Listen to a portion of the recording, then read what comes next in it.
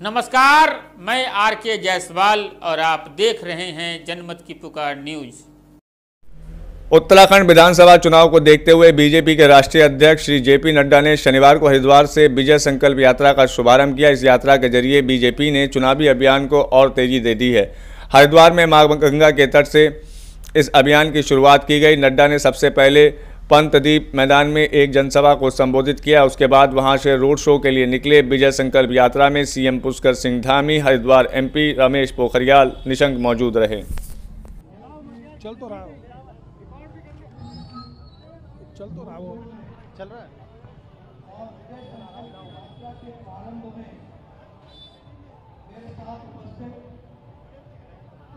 Bharatiya Janata party के उत्तराखंड के जुझारू और कर्मशील अध्यक्ष और यहाँ के लोकप्रिय विधायक सम्माननीय मदन कौशिक जी, हमारे यहाँ के लोकप्रिय सांसद और संसद में मेरे सहयोगी भाई रमेश पोखरियाल निशंक जी, हमारे टमटा जी, हमारे भारत सरकार में मंत्री प्रहलाद जोशी जी, दुष्यंत गौतम जी, और यहाँ इतनी बड़ी संख्या में एकत्र आए हमारे भारत सरकार में मंत्री श्री अजय भट्ट जी, और यहाँ इतनी बड़ी संख्या में एकत्र आए मेरे इस क्षेत्र के सभी कार्यकर्ता बंधु।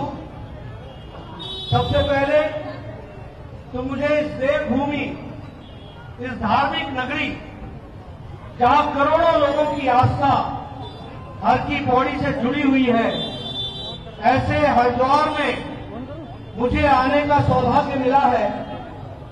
मैं आप सबकी ओर से और अपनी ओर से माया देवी, चंडी देवी को नमन करता हूं और उनसे आशीर्वाद लेकर के अपनी बात को प्रारंभ करता हूं। हमें मनसा देवी जी का भी आशीर्वाद प्राप्त हो, ऐसी मैं ईश्वर से कामना करता हूं। मित्रों, मैं ये जो उत्साह देख रहा हूं, ये हर्ष उल्लास देख रहा हूं, ये जन सैलाब देख रहा हूं, ये इस बात को बताता है कि उत्तराखंड की जनता और हरिद्वार की जनता ने भारतीय जनता पार्टी को फिर से आशीर्वाद देने का मन बनाया है। यह स्पष्ट दिखता है। मित्रों, हम जानते हैं कि अगर प्रदेश के विकास की बात करें, उत्तराखंड की बात करें, तो ध्यान में आता है कि जिस बात को हमारे यशस्वी प्रधानमंत्री नरेंद्र मोदी जी ने कहा था कि हम डबल इंजन की सरकार लगाकर उत्तराखंड को विकास की ओर ले जाएंगे, वो हमें खुशी है कि आज हम दावे के साथ कह सकते हैं कि पिछले 5 साल में 1 लाख करोड़ से ज्यादा उत्तराखंड की धरती पर आदरणीय मोदी जी का आशीर्वाद मिला। और फिर मैं कहने के लिए नहीं कह रहा, आपने केदारनाथ की त्रासदी देखी। आज आप देखिए, वहां छोटे बड़े प्रोजेक्ट्स, लगभग 700 करोड़ से ज्यादा का प्रोजेक्ट्स पर काम चल रहा है और नवीनीकरण चल रहा है। आदि शंकराचार्य जी की समाधि बन रही है। कुछ दिन पहले प्रधानमंत्री जी ने उनकी मूर्ति का अनावरण किया था और साथ ही साथ 4 धाम यात्रा के लिए 12,000 करोड़ रुपए की लागत से बनने वाला ऑल वेदर रोड, इस पर भी आशीर्वाद दिया। तो डबल इंजन की सरकार ने दिया, ये आपको मालूम। मित्रों, ये धार्मिक नगरी है तो ये वीर नगरी भी है। और जब मैं वीर नगरी कहता हूं तो लगभग 48,000 करोड़ रुपए 1 रैंक 1 पेंशन पर हमारे फौजी भाइयों के लिए जो 1972 की डिमांड थी, जिसको किसी ने नहीं सुना था, आदरणीय मोदी जी ने 48,000 करोड़ रुपए देकर 1 रैंक 1 पेंशन को देने का काम किया। और उत्तराखंड में भी 1.5 लाख से ज्यादा हमारे फौजी परिवारों को इसका लाभ मिला।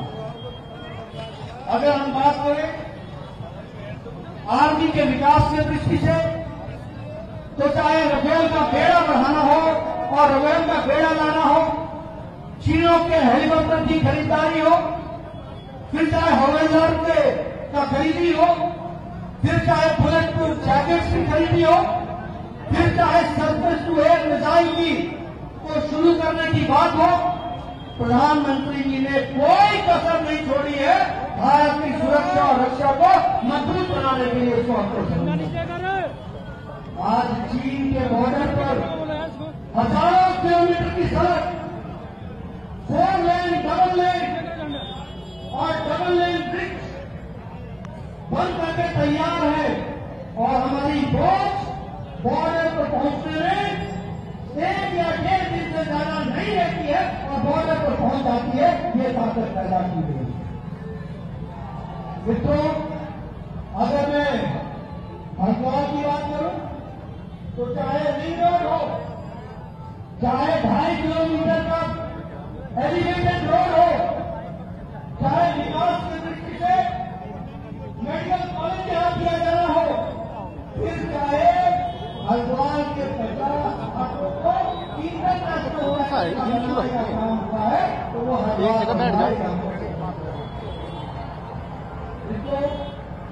विकास की एक नई कहानी कनेक्टिविटी की दृष्टि से देखिए, टनकपुर से लेकर गोलबारा तक की सड़क का काम और इसी तरीके से 100% जिसको कहते हैं लैंड एक्विजिशन का सड़कों को बनाने का काम, दिल्ली से देहरादून के बीच में इकोनॉमिक कॉरिडोर का बनाने का काम आने वाले समय में देहरादून से दिल्ली 2.5 घंटे में पहुंचा जाएगा।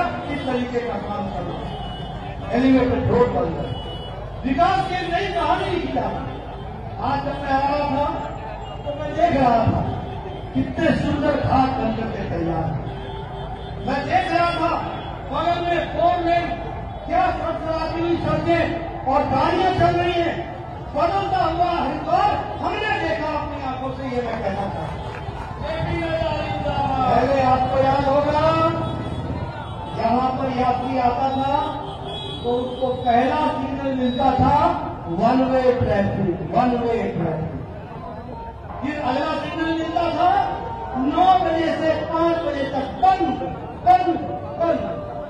अब 24 घंटे खुला खुला। जेपी नड्डा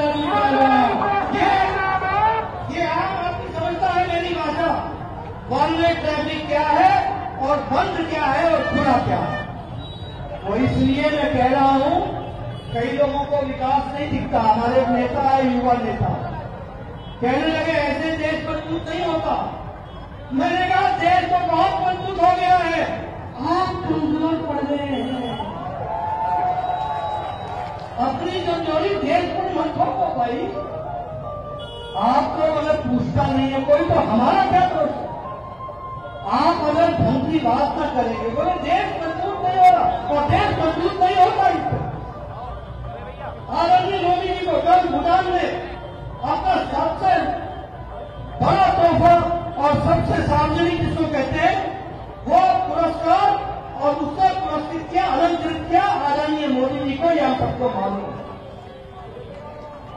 दुनिया के बड़ा 14 देशों में उनका स्वागत किया, सभी देश में उनकी फांसी बनती है और हमारे साथियों को देश मजबूत होता दिखता है। ऐसे लोगों को क्या जवाब दिया? कोरोना में प्रधानमंत्री जी ने 9 महीने में 1 नहीं 2 टीके यहां पर भारत के साइंटिस्टों के साथ उनको प्रोत्साहित करके वो इंजेक्शन के लिए, वो वैक्सीनेशन का कार्यक्रम के लिए 2 वैक्सीन बना करके दी। ये पहली बार भारत में हुआ। इस बात को समझना चाहिए। भारत माता की आज 135 करोड़ लोगों को टीका लग गया, टीकाकरण हो गया है। अमेरिका में ओमिक्रॉन आगे बढ़ रहा है, ब्रिटेन में बढ़ रहा है और भारत में डबल डोज और 135 करोड़ लोगों को डोज लग चुकी है। ये आपको समझना चाहिए। मोदी जी के नेतृत्व में कोरोना से सुरक्षा का इससे बढ़िया इंतजाम नहीं हो सकता था जो मोदी जी ने करके दिया। यह हमको सुनना है। कांग्रेसी नेता क्या बोलते थे? कहते थे हम रैट्स नहीं है, हम चूहे नहीं है, हम गिनी पिग नहीं है, हम इंसान हैं। आजकल मैं पूछता हूं, लगा लिया इंजेक्शन? लगा लिया? एक नेता बोलते थे कि ये तो मोदी वैक्सीन है, ये तो बीजेपी की वैक्सीन है। आजकल चुनाव की तैयारियां कर रहे हैं। मैंने कहा लगा ली मोदी वैक्सीन, हो गए तैयार? आपको भी और आप और इन सब नेताओं को देश से माफी मांगनी चाहिए जिन्होंने वैक्सीन के खिलाफ खूब प्रचार करके, दुष्प्रचार करके लोगों को डराने का काम किया और देश के स्वास्थ्य के साथ खिलवाड़ किया है। उनको सार्वजनिक रूप से माफी मांगनी चाहिए।